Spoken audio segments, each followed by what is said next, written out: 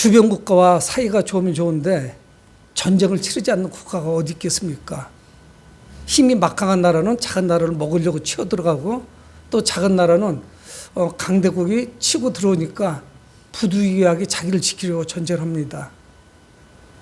저는 지난주에도 기사를 통해서 전쟁의 소식을 들었는데, 늘 고대 사회부터 이스라엘과 블레셋이라고 하는 나라, 팔레스타인이 지금 피에로라고도 하고, 이 팔레스타인하고는 견원지간입니다. 늘 앙숙이에요.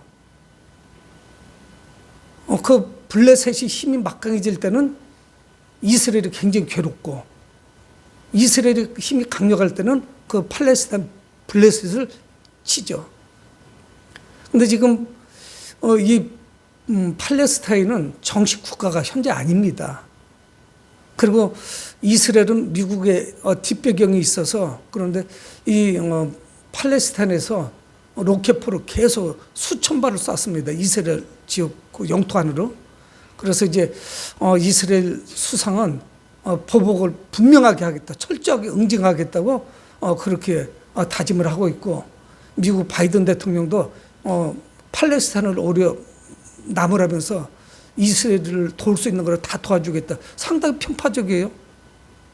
그렇잖아요.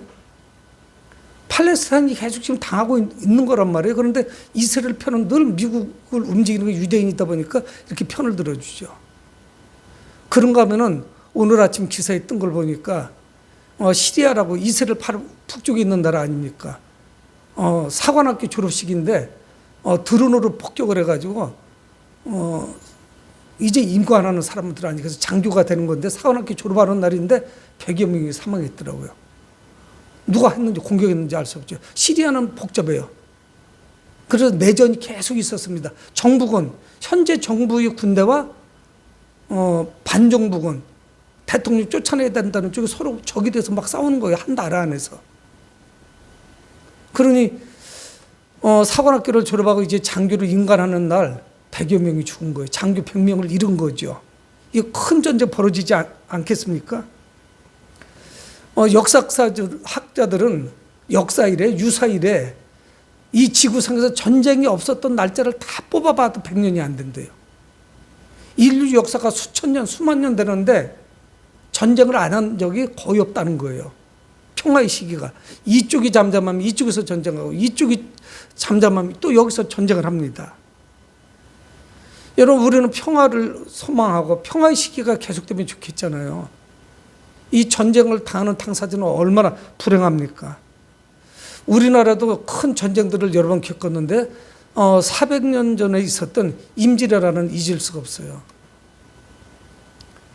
여러분, 그런데 이 임진왜란이 불시 일어난 것이 아닙니다. 일본이라고 하는 나라가 춘추 전국 시대였는데 통일이 되니까 힘이 막강해지면 누군가를 치고 싶어 하거든요. 그래서 경성, 서울을 점령하고 북경까지, 중국의 수도인 북경까지 점령하겠다는 일본 그런 꿈을 가지고 쳐들어오죠. 그런데 우리 조선에서는 알았습니다. 우리 조상들은 일본에서 지금 계속적으로 군사를 모집하고 그리고 무기를, 군비를 축적한다는 걸 알았어요. 그래서 이게 얼마 지나지 않으면 큰 전쟁이 있을 거고 조선을 칠 가능성이 크다 하는 것을 알았습니다. 근데 우리가 양반이라고 하죠. 양반이 왜 양반이냐? 양쪽 반이야. 이쪽의 반이 있고 이쪽이 반이 있는 거예요. 1학년 1반, 1학년 2반 하는 거, 그 반자를 써요. 동인과 서인이 싸우는 거예요. 한쪽은 전쟁이 위험했다. 안심해도 된다. 일본이 절대로 쳐들어올 리 없다. 그래서 불과 얼마 안 있다가 전쟁이 나죠. 참혹한 전화를 입습니다. 여러분, 그런데 성경에도 자주 전쟁 이야기를 말씀해요. 그런데 성경에 나오는 전쟁의 대부분은 하나님의 계획 아래서 하나님의 진노였습니다. 하나님의 심판이에요. 그래서 하나님의 이스라엘 백성들을 칠 때도 그렇고 그 이방 국가도 칠 때 세 가지를 주로 동원하십니다. 그 중에 하나가 전쟁이에요. 또 하나는 뭐냐면 전염병이에요. 그 당시에 전염병이 돌면은 이건 아주 심각해집니다. 또 하나는 뭐냐면 대개 이제 가뭄으로 오는 것인데 기근이 오죠. 이거 세 가지 다 얼마나 고통스러워요. 근데 전쟁이 오면 이거 세 가지가 다 동시에 와요. 매우 어려워지죠. 그런데 오늘 이 예레미야는 좀 특별한 아주 독특한 선지자입니다. 왜 그러냐면 계속 하나님의 선지자로 말씀을 전할 때 복음이 되면 얼마나 좋겠어요. 복된 소식. 여러분 우리가 전하는 건 복음 아닙니까? 근데 예레미야가 왜 독특하냐면 계속 하나님의 부름을 받고 나서 계속 전하는 게 뭐냐면 허구한 날 전하는 게 너희들 망한다는 거예요. 너희들 전쟁의 그 참혹한 고통을 맛보게 될 것이다. 그리고 돌아오라는 거예요. 근데 돌아오라는 것 자체도 뒤로 가면 갈수록 거의 포기 상태입니다. 분명히 전쟁이 있을 것이고 엄청난 고난을 당하게 될 것이다. 이것만 선포하는 거예요. 그러니 이게 예레미야라고 하는 선지자가 이스라엘 백성들에게 좋게 받아들여지겠습니까? 아, 저 사람은 정신 나간다. 허구한 날 전쟁 이야기만 한다고. 지금 평화로운데. 아, 재수없어. 이러지 않겠어요? 아, 저 사람한테 김새. 이럴 거란 말입니다. 그러니까 이 예레미야는 전쟁이 날 것이라는 것을 예언을 했고 또 전쟁을 자신은 경험해요. 그러니까 예레미야 입장에서는 개인적으로는 참 비참한 삶을 사는 거랑 마찬가지예요. 하나님의 좋은 말씀을 전해줬어야 되는데 하나님께서 이스라엘을 심판할 것이라는 말씀을 전해야 돼요. 선지자 입장에서도 이건 쉬운 일이 아니죠. 그래서 매를 맞기를 사흘 건넌 매를 맞기도 하고 감옥에 갇히고 우물에 던져지고 누가 줄을 내려주지 않으면 올라올 수가 없습니다. 근데 이것이 다 뭐냐? 이스라엘의 불순종 때문에 하나님께서 진노하신 것이고 하나님이 심판하신다는 거예요. 근데 문제는 뭐냐면 예레미야는 계속 하나님의 심판을 선포하는데 이 메시지를 왜곡하는 사람들이 있습니다. 그래서 오늘 설교 제목이 말씀 뭡니까? 말씀의 본질을 깨닫지 않아요? 전쟁이라고 하는 엄청난 미증의의 그 고통스러운 일이 닥치게 될 텐데 유사 이래로 이스라엘 백성들이 당하는 가장 큰 고난을 당하게 될 텐데 그거를 왜곡해. 괜찮을 거다. 이스라엘 괜찮을 거라는 거예요. 돌아오게 될 거예요. 이거 전쟁은 짧을 것이라는 거예요. 여러분 이거는 하나님의 계획 가운데 비전 가운데 이루어지는 것입니다. 이스라엘은 혹독한 피해를 입게 될 거예요. 왜 그러냐면 하나님은 바벨론이라고 하는 나라를 하나님께서 심판의 도구로 사용하시는 거예요. 여러분 그래서 우리는 무슨 일이 벌어질 때 왜 내가 그리스도인인데 내가 믿는 사람인데 나한테 이런 어려운 일이 닥치지 할 때 그 상황을 잘 보셔야 돼요. 하나님이 이런 환경과 상황을 통해서 나에게 어떤 메시지를 던져주시는 건지. 근데 사람들은 다 메시지를 왜곡했습니다. 거짓 선지자들이 예레미야를 반박해요. 저건 잘못된 메시지다. 하나님은 절대 저렇게 말씀하실 리가 없다. 그래서 이스라엘 백성들도 그 말에 우리는 좋은 거에 끌리잖아요. 좋은 말하는 사람한테 끌리고 나쁜 말 해주고 좋지 않을 것이다. 이런 얘기 좀 싫어해요. 심판을 말하면 싫어합니다. 근데 어떡하겠어요. 성경에 그렇게 나왔는데. 그래서 오늘 말씀의 시작이 뭐냐. 바벨론의 느부갓네살 왕이 유다 왕 여호야김의 아들 여고냐와 그리고 많은 사람들을 포로로 끌려간 바로 이후에 예레미야가 주신 하나님의 말씀이에요. 여호야김의 아들 여고냐는 누구냐? 여호야긴 왕이에요. 근데 이 여호야긴 왕은 왕이 돼서 3개월 만에 포로로 끌려갑니다. 여러분 생각해 보세요. 왕이 왕을 끌어가는 거예요. 여호야긴 이후에는 시드기야라고 하는 왕이 잠깐 있지만은 여호야긴이 때를 이야기하는 거예요. 이때는 예수님 오시기 한 600년 전입니다. 주전 597년. 바벨론이 한 번의 전쟁으로 끝나는 게 아니라 세 번쯤 치고 들어와요. 그게 한 10년씩 간격으로 그래요.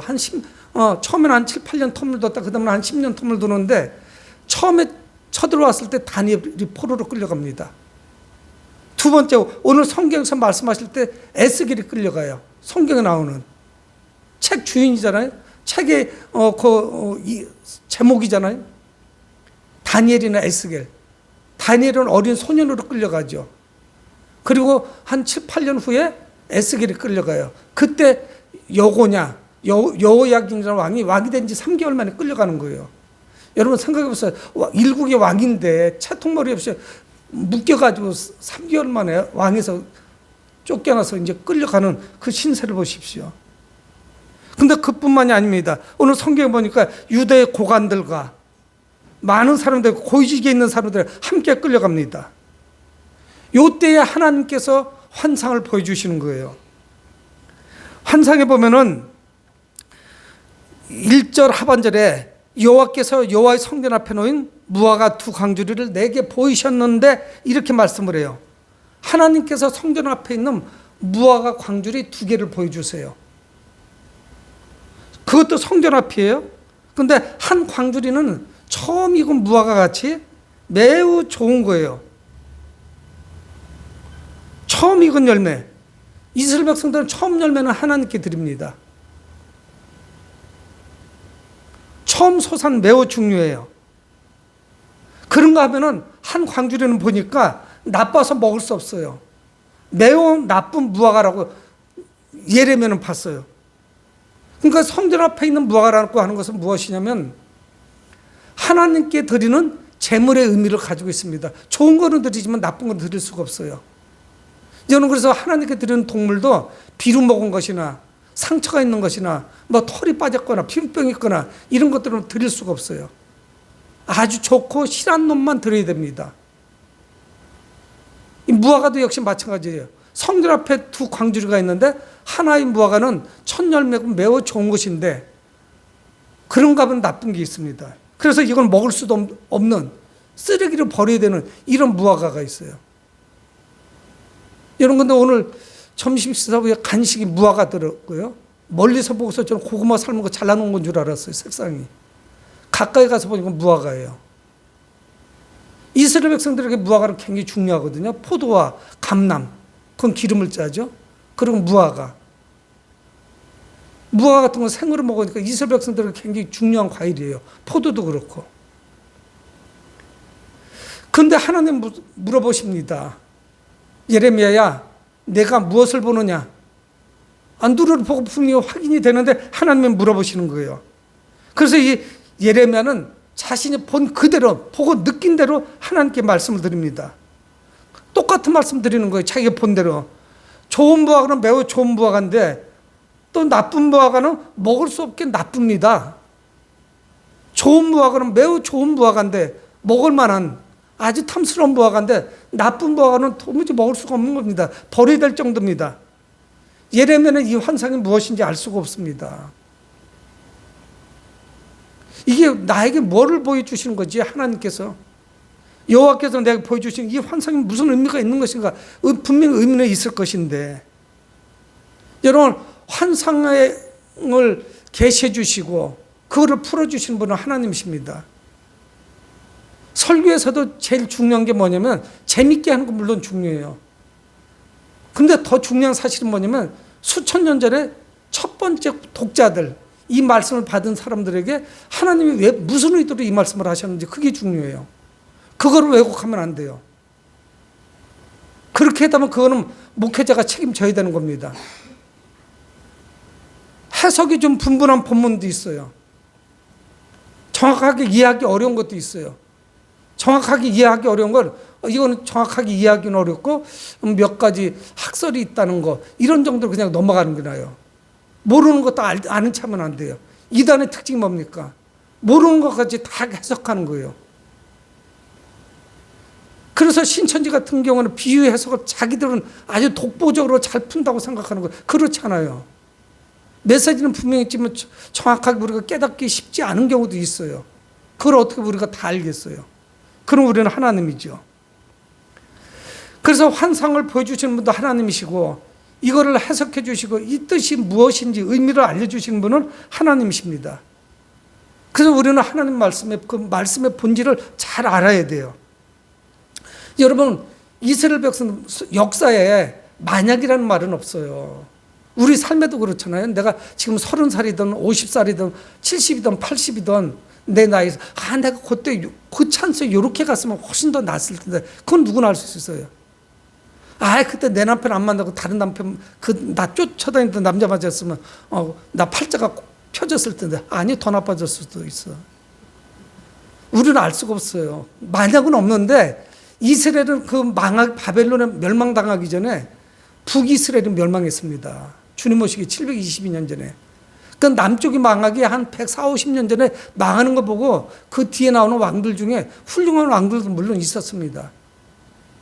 그런데 그렇지 못했어요. 히스기야나 요시야 왕은 종교개혁을 일으키기 괜찮았죠. 아주 형편없는 왕들이 나타납니다. 그래서 어떡하냐. 지도자가 잘못되니까 그들이 돌아올 수 있는 길을 다 놓쳐버린 거예요. 왜곡된 메시지 때문에. 선지자도 물론 잘못 전한다는 경우도 허다하게 많았고 말씀을 잘 못 받아들였어요. 이거는 큰일 나는 거죠. 그래서 백성들에게 경고하지 못했습니다. 지도자가 왜곡되니까 전부 구렁텅이로 빠진 거예요. 여러분, 우리는 누굽니까? 복음을 전하는 자들이에요. 그래서 있는 말씀 그대로 우리는 생으로 그대로 전달하면 돼요. 내가 가감할 필요가 없습니다. 더하거나 뺄 수가 없어요. 세상에 나서 우리는 말씀을 증언하지 않겠어요? 보고 본 그대로 그것을 믿는 것, 이것이 믿음 아니겠습니까? 이 패망한 이스라엘 백성들 중에 일부는 포로로 끌려가고 일부는 남아요. 그리고 일부 남은 사람들 중에는 살겠다가 막 도망가요. 애굽으로 피난 거예요. 이곳저곳으로 피난 가고 전쟁이 일어나니까 아주 발빠르게 움직입니다. 그리고 그들은 포로로 끌려가지 않아요. 그러니까 어떻든 전쟁에서 포로로 끌려가지 아니하고 애굽으로 도망갔던가 다른 나라로 피난 간 사람들은 야, 우리야말로 복받은 사람들이다. 천만다행이다. 우리가 안 잡혀간 거. 이런 생각들을 가지고 있었습니다. 이런 근데 하나님은 그렇지 않았어요. 하나님의 말씀이 예레미야에게 또 임해요. 하나님께서 말씀하십니다. 하나님 뭐라고 말씀하냐면 4절에 여호와의 말씀이 또 내게 임하니라 이르시되 또 임했대요. 이스라엘 하나님 여호와께서 이와 같이 말씀하시니라 내가 이곳에서 옮겨 갈대인의 땅에 이르게 한 유다 포로를 이 좋은 부와 같이 잘 돌볼 것이라. 5절에 그렇게 말씀해요. 하나님은 누구를 돌본다고요? 포로로 끌려가지 않거나 다른 나라로 살겠다고 피나간 사람들을 돌보시겠다는 게 아니에요. 오히려 포로로 끌려간 사람들을 이 좋은 무화과 나무와 같이 돌봐주신다는 거예요. 좀 신기하죠? 그러니까 이 좋은 무화과 나무는 포로로 안 끌려간 사람들을 알았는데 포로로 끌려간 자들인 거예요. 그래서 하나님은 그들을 돌보신다요. 이스라엘의 희망이 어디 있느냐? 남은 자들이 아닙니다. 애굽으로 피난 간 사람들이 아니에요. 바벨론으로 포로로 끌려간 자들이에요. 좀 신기하죠? 여러분, 구약 성경을 잘 읽어보면 어떤 게 있냐면 전쟁 이야기가 많죠. 그러면서 이게 뭐 견딜 수가 없을 정도로 고난이 심합니다. 그러니까 디아스포라가 돼서 다 해외로 뿔뿔이 흩어져요. 그래서 유대인들이 지금도 막강한 힘을 가지고 있는 거예요. 전 세계에 다 흩어져서 사는 거예요. 벌써 수천 년 전부터. 근데 그들에게 남은 자 사상이 있어요. 남은 자. 여러분, 그 남은 자가 믿음으로 끝까지 인내하며 주님의 날 오기를 소망하면서 기다린 그런 남은 자가 돼야 되는데 그 남은 자가 아니었어요. 포로로 안 끌려가면 우리가 남은 자인 줄 알았어요. 아, 우리는 구원받겠구나. 받았구나. 그래서 모든 소망이 우리한테 있는 줄 알았어요. 우리는 잡혀가지 않았으니까. 근데 하나님은 뭐냐? 유다 포로를 좋은 무화과 같이 돌봐주신대요. 그뿐이 아닙니다. 6절에 내가 그들을 돌아보아 좋게 하여 다시 이 땅으로 인도하여 다시 인도하신대요. 여러분, 우리는 잘 보셔야 돼요. 사람들은 많은 이야기를 합니다. 구약에 나오는 안식일을 지켜야 돼요, 말아야 돼요. 11조를 해야 돼요, 말아야 돼요. 그러는데 저는 믿음이라는 관점에서 접근을 하고 싶어요. 어떤 율법적인 거를 접근하기보다는 여러분, 이 7일은 전부 하나님의 날이에요. 내 날이 아닙니다. 내가 주인 돼서 살으니까 하나님이 나를 돌봐주시지 않는 거예요. 그래서 7일 중에 하루를 잘 구별해서 성별해서 구별해냈다는 거예요. 여러분, 예전에 곡식을 키질하거나 뭐 여러 가지를 통해 가지고서 알곡만 하고 남의 쭉정이나 돌덩어리 같은 거 골라내 먹을 수 있거든요. 이와 같이 그렇게 골라내는 것을 구별이에요. 그래서 하나님께 예배드리는 날은 구별된 날입니다. 성별된 날이에요.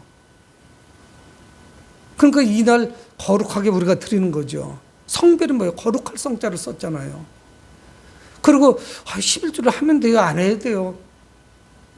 내 소유가 다 하나님 것이라면 그냥 11조 이 얘기를 하기가 좀 민망스러워요.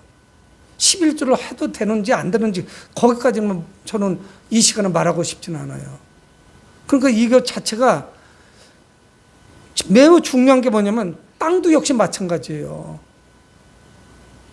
7일 중에 하루를 거룩하게 쉬잖아요. 7년 중에 1년은 안식년으로 해서 땅도 기경을 안 해요. 그래서 1년 동안 농사를 다 안 지면 안 되니까 돌아가면서 농사를 짓는 거예요. 땅이 한 해를 쉬는 거예요. 6년 땅에서 이 땅을 부쳐먹고 그리고 한 해를 쉬어요. 그리고 우리가 살다가 남의 집에 종으로 팔려가기도 하고 빚을 많이 지고 부모님한테 물려받은 땅을 이스라엘 같은 경우는 자기 소유가 아닙니다. 땅이. 다 하나님의 거예요. 그래서 나는 임시 내가 거주하는 거예요. 그게 좋은 것 같아요. 돈 많은 사람만 땅 많이 사도록 하지 말고. 근데 어떻게 됩니까? 7년이 77이 49, 7번 지나고 그러고 나서 50년째 되는 해에 그 다음 해가 휴년이에요. 내가 좀 약하고 내가 좀 못나고 내가 뭔가를 투자하다가 잘 안 됐고 우리 집에 우환이 있어서 병치레 때문에 그냥 병을 고쳐주느냐고 돈을 다 썼다 그러면 기다리면 돼요. 50년째 되는 날 부모님 때 있었던 걸 다 원대복귀 해줘야 돼요. 원상복구 해줘야 돼요. 다 돌려줘야 돼요. 이유가 없어요. 임시 나한테 왔다 할지라도 그건 내 땅이 아니고 그 원주인한테 돌려줘야 돼. 거기에 대가가 없어요. 내가 돌려줄 테니까 돈 얼마 달라. 이거는 불가능해요. 중간에는 돈을 주고 이렇게 돌려받지만 이게 매우 중요해요. 그래서 하나님은 지금 뭘 하시느냐. 70년 동안 이스라엘 땅에 안식년을 선포하신 거예요.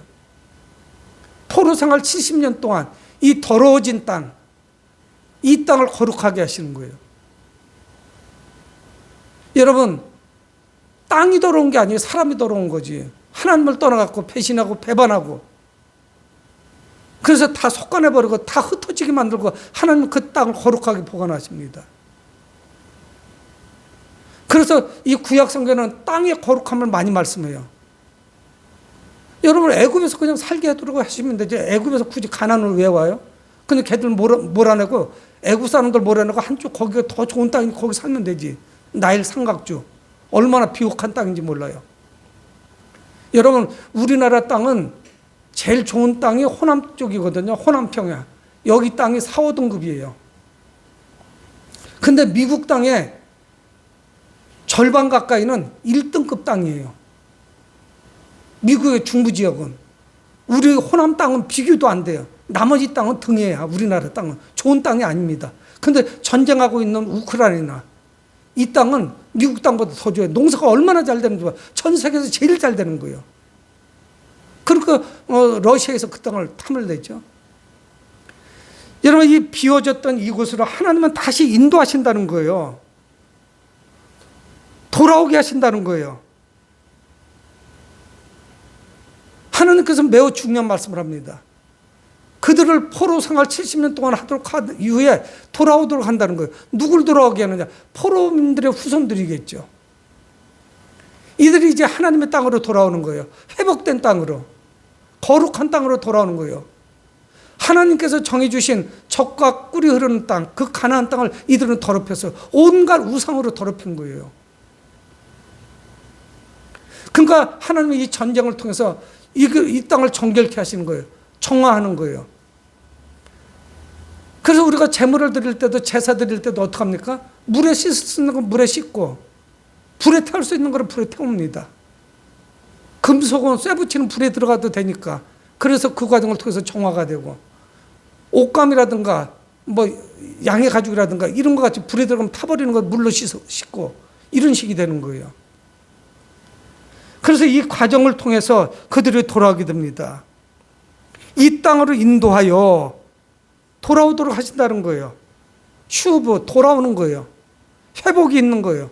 신약에서는 회개지요. 하나님께로 돌아오게 되는 겁니다. 그러면 하나님이 어떻게 하시냐? 사오고 헐지 아니하며 심고 뽑지 아니하겠다. 6절 중반절에 말씀하고 있어요. 예레미야를 선택하실 때 그것 때문에 부르신 거거든요. 이스라엘 백성들을 내가 다 뽑아버릴 것이다. 무너뜨리겠다는 거예요. 예레미야 1장에서 말씀하고 있죠. 근데 그것이 이제 다시 회복되는 것입니다. 이스라엘 백성들이 하나님을 배신했고, 또 하나님은 그렇지만은 약속에 신실하셔서 그들을 다시 부르시는 거예요. 그러니까 오늘 말씀은 뭐냐? 왜 이스라엘이 포로로 끌려갈 수밖에 없었는지. 여러분, 그러니까 제가 아까 역사 가운데 만약이라는 말씀을 드렸잖아요. 그때 좀 돌아왔으면 얼마나 좋았을까.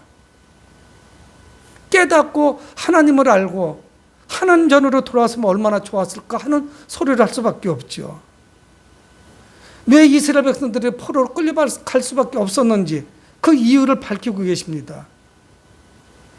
뭐냐면 7절에 말씀하죠. 7절, 내가 여호와인 줄 아는 마음을 그들에게 주어서.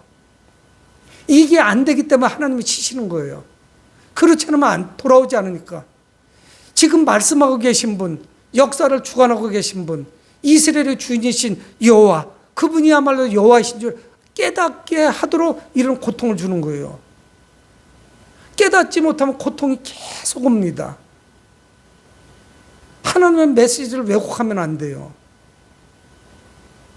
결국 이스라엘 백성들은 그 좋은 기회, 수많은 선지자들, 예언자들, 하나님의 종들을 보내서 돌아오라고 말씀했지만, 그렇지만 그들은 거부했어요. 그 종말은 결국 멸망밖에 없었지요. 실제로 제가 다시 읽어봅니다. 내가 여호와인 줄 아는 마음을 그들에게 주어서 그들이 전심으로 내게 돌아오게 하리니. 6절에서는 인도하신다고 했잖아요. 돌아오게 하시는 거예요. 7절에서는. 그들은 포로로 끌려간 땅에서 철저하게 회개했습니다. 시편 137편 1절에 제가 한 2번 설교했죠. 지난 수년 전에 우리가 바벨론의 여러 강변에 앉아서 시온을 기억하며 울었도다. 그 바벨론 원주민들은 우리는 포로로 끌려갔으니까 너희들의 노래를 부르라 하는데 노래를 부를 수가 없죠. 하나님을 찬양했었는데 어떻게 그 노래를 갖다가 이방인들이 그냥 술을 마시고 오락을 즐기는 곳에서 뭐 노래방이에요? 그런 곳에서 노래를 부를 수 있겠어요? 그들 마음에 통탄하는 거죠. 바벨론의 여러 강변에 앉아서 시온을 기억하며 울었도다. 자기들의 죄도 아니었어요. 조상들의 죄였고 수십 대 수백 대 앞에 조상들의 문제였었죠.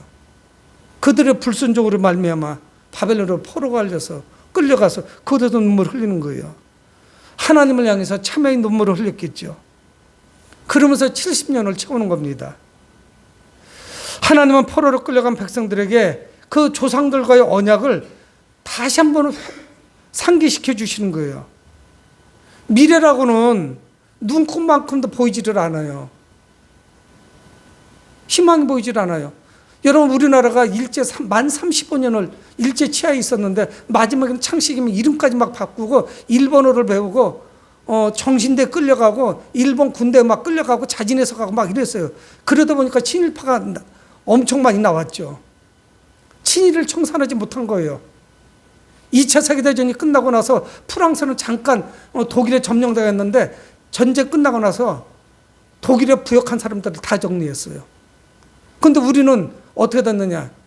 일제 형사하던 사람들, 독립군들 잡아들이던 자들이 나중에 대한민국의 형사가 돼서 독립군을 또 붙잡아다가 고통을 주는 거예요. 대명천지 그런 일이 벌어졌다고요. 무슨 희망이 있어 보여요. 아무 희망도 찾을 수가 없죠. 그래서 친일을 했던 사람들, 친일파들 중에 그런 이야기를 하는 거예요. 우리가 이렇게 빨리 독립할 줄 몰랐다. 그래서 내가 실수했다. 그래서 일본하고 잘해서 그냥 화합하면서 살자는 의미로 내가 친일을 한 것은 맞다고 그렇게 고백한 사람은 있죠. 끝까지 안 한 사람은 대다수지만. 그러니까 이스라엘 백성들도 70년 동안 지속되니 우리가 일본에 먹히는 것보다 2배 아니에요? 포기할 만도 하잖아요. 살 곳을 찾아서 더 멀리 갈 수도 있죠. 아무 희망도 안 보일 때 하나님은 말씀합니다. 7절 하반절에 그들은 내 백성이 되겠고 나는 그들의 하나님이 되리라. 먼 땅 바벨론에 있지만 그들은 내 백성이 된대. 내가 바로 너희들의 하나님이다 말씀하고 계신 거예요. 포로로 끌려가지만 여전히 하나님의 백성입니다. 하나님의 선택된 백성들이에요. 고난을 통해서 정결케 하신 거예요. 회개하는 자에게 은혜를 베풀어 주십니다. 우리는 하나님 앞에 죄를 범할 수 없어요. 그러나 더 중요한 것은 뭐냐? 죄는 누구나 짓습니다. 하나님 앞에 깨닫고 하나님 앞에 돌아오는 거예요. 하나님의 말씀의 본질을 깨달아 알아야 돼요. 자꾸 왜곡돼서 벗어나면 안 돼요. 그래서 목사도 계속 하나님 앞에 바르게 우리가 서야 됩니다 말씀드리는 거예요. 잠시만 우리가 빈틈을 보면요, 악한 사탄 마귀는 우리를 얼마나 갈갈이 찢어놓는지 몰라요, 심령을. 그래서 우리를 폐잔병으로 만들어 놓습니다. 여러분, 우리는 하나님 말씀의 본질을 깨달아야 돼요. 하나님은 우리의 잘못을 묵인하시고 오래 기다리셔요. 잘못할 때마다 나서서 우리를 치시지 않습니다. 오래 기다리시는데 하나님은 그 긴 기다림에도 계속 불의의 길을 간다면 하나님의 진노가 임해요. 심판하십니다. 그런데 이 징계는 무엇이냐? 하나님께서 우리들을 사랑하신다는 사랑의 회초리예요. 이스라엘 백성들도 그랬어요. 여러분, 그때는 우리는 가던 길을 바로 멈춰야 돼요. 오히려 고난이 다가오면 신앙생활이 더 형편없어져요. 이거는 잘못된 거예요. 왜곡된 길로 가는 것이죠. 가던 길을 멈추고 내가 지금 뭐를 잘못 가고 있는지, 하나님 메시지는 뭐를 왜곡시켰는지 다시 하나님께로 돌아와야 돼요. 방향을 유턴해야 돼요. 그게 돌아오는 거예요. 슈브. 그게 회개예요. 방향을 틀으셔야 돼요. 회개하는 자에게 하나님의 은혜가 임합니다. 여러분, 하나님은 어떤 하나님이십니까? 나쁜 부하가, 좋은 부하가 어디 있어요? 다 심판받는 거지. 다 죄인들인데. 근데 하나님은 그 나쁜 부하가를 좋은 부하가로 빚으시는 분이에요. 그리고 우리를 받아주십니다. 그런 하나님께 우리는 감사해야 되죠. 사랑하는 선원목교회 성도 여러분, 하나님을 신뢰하시고 그분의 선한 손길을 삼으는 여러분들이 되시길 주의 이름으로 축복을 드립니다. 고마우신 아버지 하나님, 주님의 선한